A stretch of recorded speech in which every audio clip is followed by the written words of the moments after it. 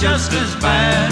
We called him that because it was the only name he had. He had a cure for everything from chicken pox to fleas. In fact, he even had a cure for which there's no disease. A little baby swallow a penny, scream and holler so, till doctor feed him cake of yeast to try and raise the dough. His patients all had confidence in good old Dr. Fu. If they were knocking at death's door, the doc would pull them through. The little man was yellow-skinned, he had a fever too.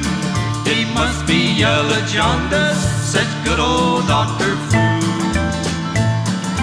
Doctor, one smart fellow, but this time wrong disease.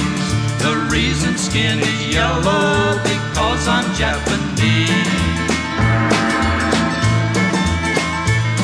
We call him Dr. Fu Manchu or something just the same. I reckon that we call him that because it was his name.